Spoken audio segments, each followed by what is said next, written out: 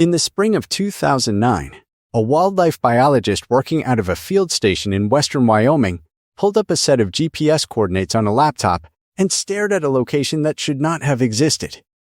The signal belonged to a wolverine, an adult male, approximately 32 pounds, wearing a collar fitted with a GPS transmitter as part of a long-term monitoring study in the greater Yellowstone ecosystem. The animal's collar ID in the research database was M56. For months, his movement data had been unremarkable. Short loops across the deep snowfields and wind-scoured granite ridges of the Bridger-Teton National Forest, the broken high country of western Wyoming, where his species had lived for thousands of years. Tight, purposeful circles. Exactly the kind of movement the researchers expected. Then, the coordinates changed. Not by a few miles. Not by the kind of drift you expect from a large male pressing against the edge of his established home range. The dot on the researcher's screen had moved south. Far south. The GPS signal was now transmitting from a location in Colorado, deep in the high country north of Denver, more than 500 miles from where M56 had been collared. He had crossed the full length of the central Rocky Mountain spine through Wyoming, navigated the wide sagebrush basins and desert valleys that break the range apart, threaded through mountain passes that experience winter conditions in every month of the year, and arrived in a region where no confirmed wolverine had been documented in more than half a century. He had crossed all of it alone. The biologist ran the coordinates a second time. The number did not change.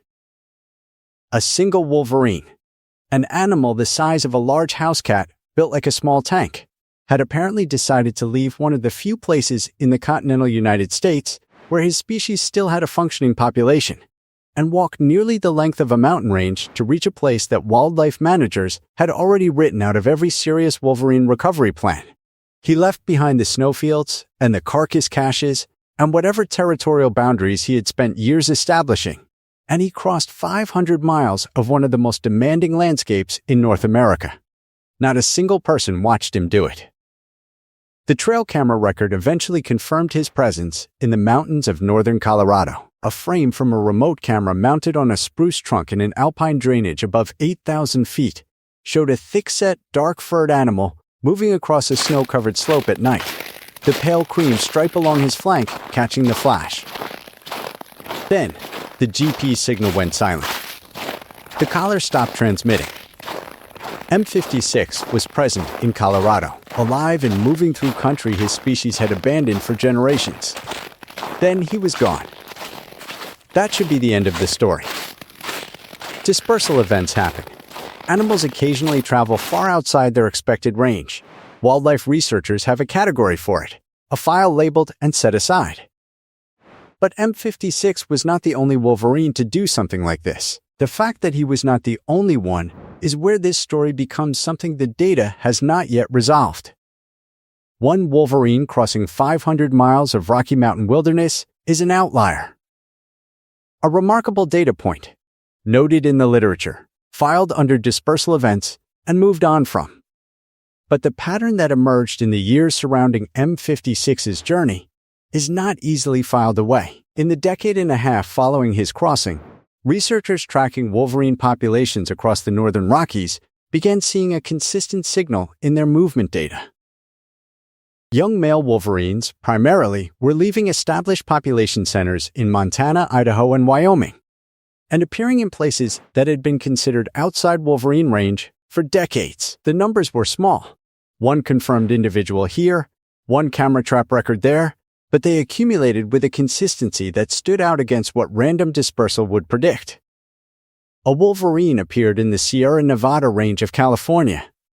Another was documented crossing through Utah, moving through high desert terrain that researchers had categorized as unsuitable, traversing it fast and without apparent searching behavior, as though moving through it towards something rather than across it. Trail cameras in Colorado caught multiple individuals over a span of several years, none of them successfully establishing territory, none of them locating a mate. But all of them present in alpine drainages and high snowfields their species was not supposed to occupy anymore.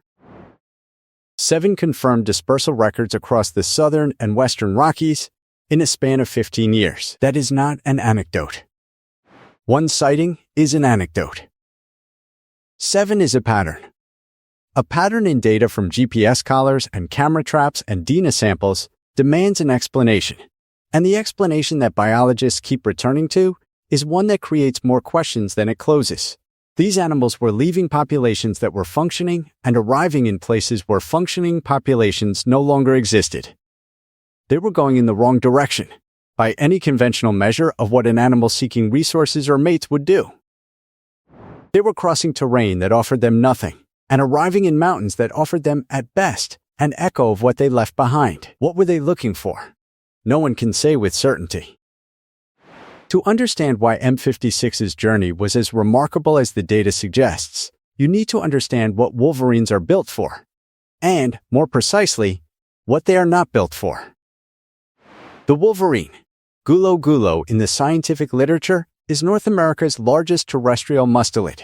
An adult male stands roughly 18 inches at the shoulder and carries a frame built for sustained physical effort in extreme cold, a deep chest, broad feet designed to distribute weight across soft snow like natural snowshoes, and curved claws adapted equally for climbing frozen rock faces and excavating food cached beneath several feet of packed ice. The jaw force of a wolverine relative to its body size exceeds that of most carnivores on the continent.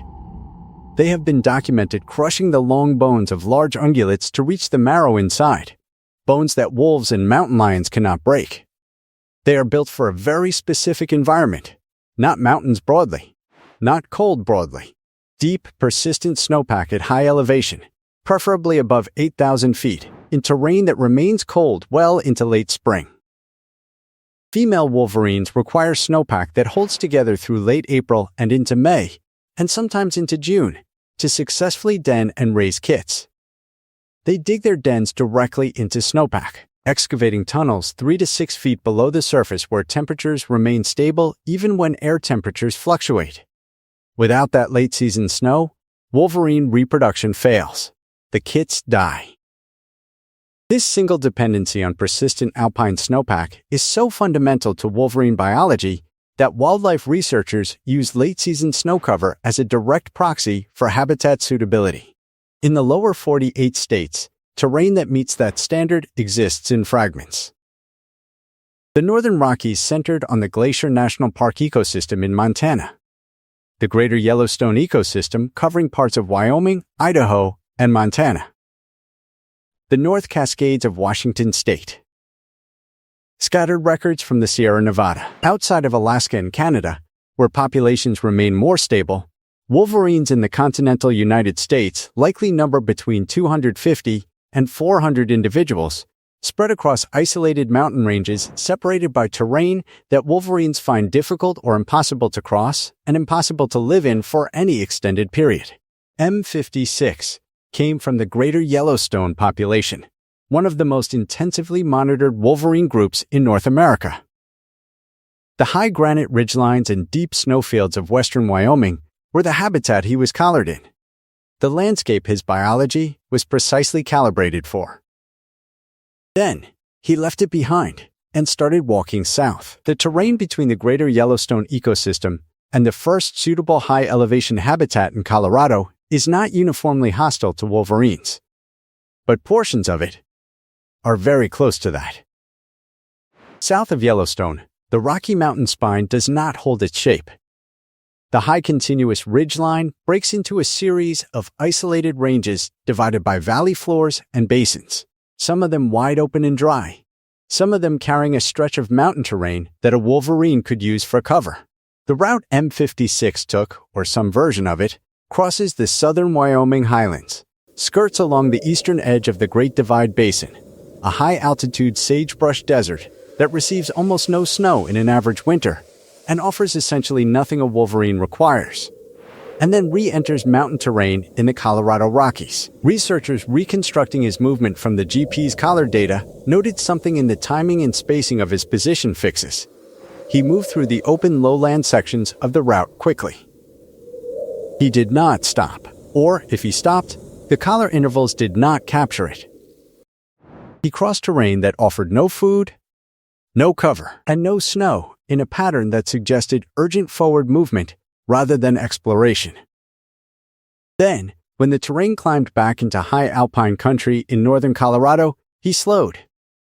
He spent days in specific locations that corresponded to north-facing drainages where late-season snowpack lingered, the exact terrain feature that Wolverine researchers use as the first indicator of suitable habitat. He was not wandering. The data is consistent with directional travel toward a specific type of terrain, followed by what looks, in the position data, like searching behavior once he arrived. The distance from the core of the greater Yellowstone ecosystem to the high country of northern Colorado, measured along a realistic overland route, is approximately 450 to 500 miles. Crossing it took M50 6 weeks. No one knows what he ate during the crossing.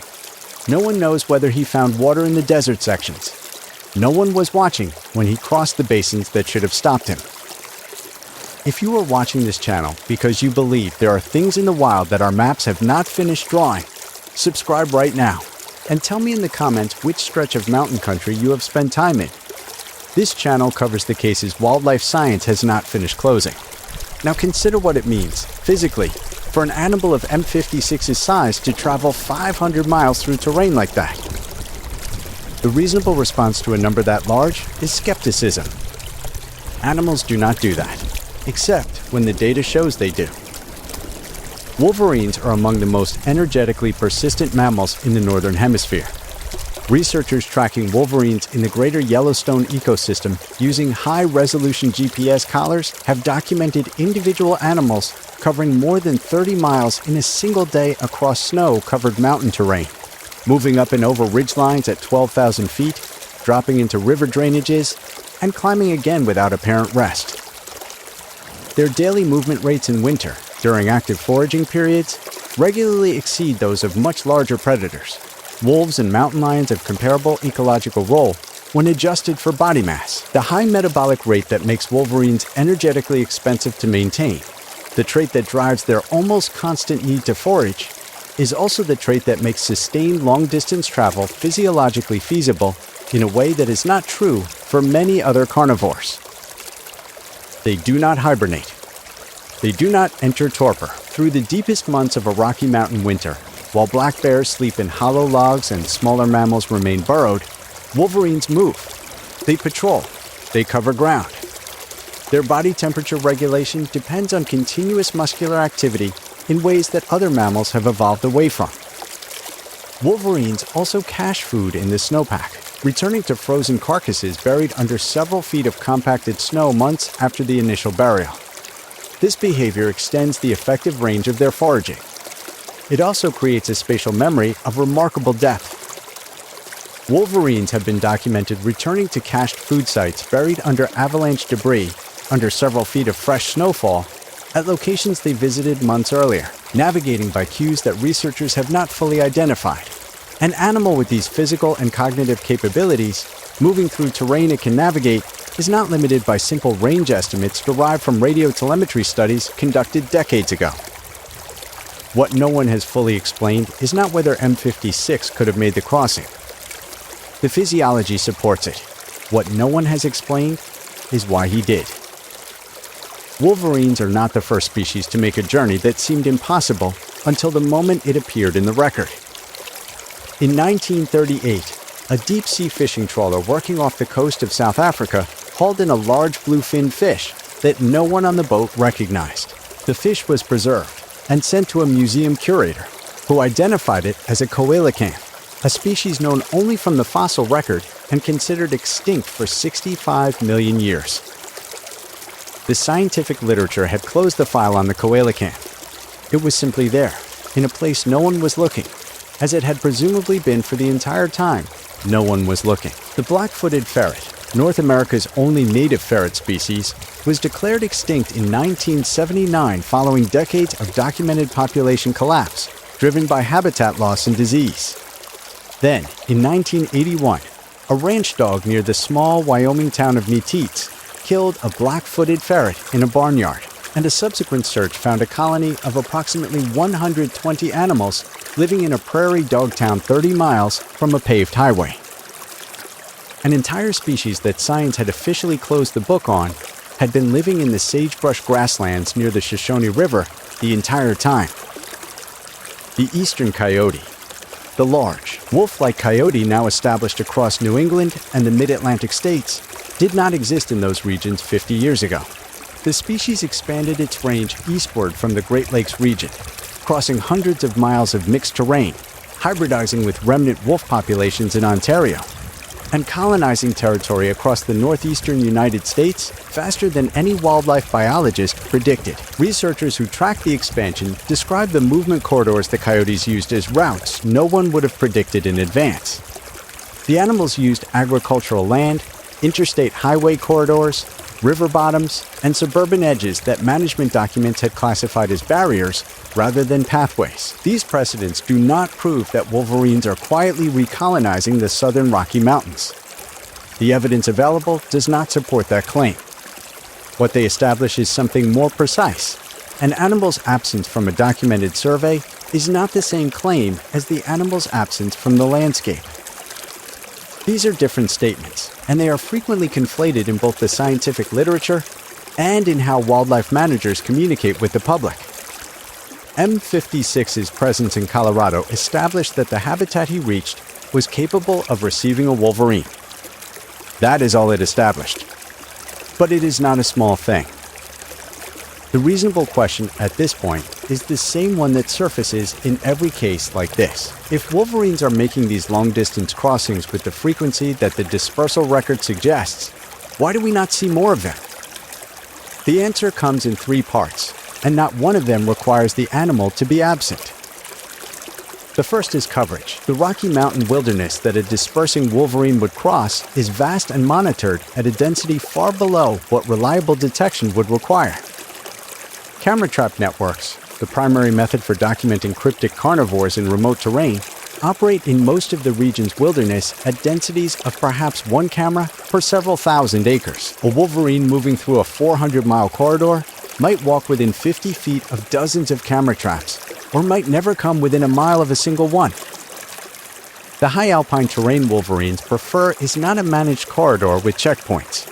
It is an expanse of granite ridges, snowfields, talus slopes, and subalpine forest where a 30-pound animal can travel for weeks without passing anything that would record its presence. The second part is classification. Reports from people who spend significant time in high-elevation terrain, hunters, backcountry guides, trail runners, wildlife photographers, are routinely categorized as misidentifications before any field investigation takes place. This is not the product of bad faith. It is the logical outcome of a wildlife management system built on established range data. If the established range data says wolverines are not present in a given region, then a reported wolverine sighting in that region is processed as an error before it becomes a data point. The assumption precedes the investigation. In some cases, the assumption is correct, but the circular logic built into the classification system means that a portion of the historical record is not empty because nothing was there. It may be empty because the category was assigned before the field check happened. The third part is persistence. A wolverine that crosses 500 miles of high country and arrives in a region with no established population faces an immediate and fundamental biological problem. It is alone. It cannot reproduce. It cannot attract other wolverines, because wolverines do not aggregate in response to present signals the way some social species do. If it dies, and it eventually will, in a landscape where no monitoring infrastructure is actively watching, the death leaves no institutional record.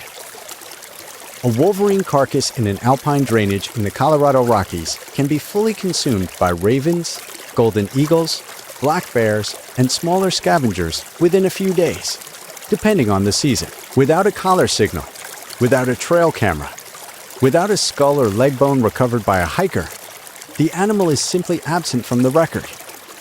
Its presence becomes a gap that looks, from the outside, like continuous absence. Not enough to confirm. Not enough to dismiss. The GPS collar on M56 eventually went silent. Whether the battery failed, the collar was damaged, the animal died, or some combination of those things happened, the transmission record shows a gap that was never filled. What the trail camera record shows is that he was alive in northern Colorado, moving through high alpine snowfields and north-facing drainages at least several months after his initial appearance in the state. Then, nothing. Scientists reviewing the complete movement record from his collar noted patterns in the data that remain unexplained. The trajectory of his southward crossing was not a random walk. It had a directional bias that held across several weeks of movement. He consistently moved south-southeast through the sections of the route that offered high terrain and covered south through the sections that did not, a behavioral asymmetry that researchers interpret as evidence of something other than aimless exploration. The timing of his movements through the most exposed sections of the route, the sagebrush basins and open valley floors of southern Wyoming, corresponded with early morning hours and night when ambient temperatures were lowest and human activity in those landscapes was minimal. He did not cross the hard sections at midday. He crossed them in the dark, in the cold, at the margins of the hours when an animal built for deep winter is at its most functional. Whether any of this reflects something that resembles deliberate navigation, or whether it is the mechanical output of an animal running its biological programs through unfamiliar terrain, following temperature gradients and terrain features toward habitat that resembles what it came from, no researcher working with the data has claimed to know. The distinction between those two explanations is important and, at the moment, unresolvable. What can be said is that M56 found, in the mountains of northern Colorado, terrain that matched the ecological signatures of where he came from. North-facing drainages holding late-season snowpack. High elevation above the tree line. The kind of steep, rocky alpine terrain where a wolverine can move without being seen and without being caught. He found it after 500 miles of difficult country. He found it alone. He found it in a place where the official wildlife management record said his species no longer existed, in mountains that most recovery documents had designated as outside the zone of realistic recolonization without active translocation. The snowfields he reached in the high country north of Denver looked, from a satellite, the same as the snowfields he left in western Wyoming. Same north-facing slopes, same subalpine forest edge giving way to granite and ice above. Same ecological signature that Wolverine denning studies use as the primary indicator of reproductive habitat. He may have been looking for something like where he came from. He found it. He found it alone, without a mate, in terrain that had not supported a Wolverine breeding pair in more than 50 years, in a place no management plan was watching. The question that his journey leaves open is the one that every dispersal record in the southern Rockies leaves open. Was this extraordinary? Or is this, quietly, what Wolverines do? And what we are only beginning to have the instruments to see? There may be Wolverines moving through the southern Rockies tonight, in the long darkness above the tree line in Colorado and New Mexico and Utah, crossing the same open basins M56 crossed, threading through the same gaps in the mountain chain, arriving in the same alpine drainages where no collar is transmitting and no trail camera is mounted on a spruce trunk above the snow line. Moving south through country, the maps have already declared empty. The signal went silent. The snow is still deep in the north facing bowls where M56 spent those last documented weeks. And the mountains, which look the same from one end of the Rocky Mountain spine to the other, do not distinguish between an animal that is supposed to be there and one that has decided, for reasons the data does not explain.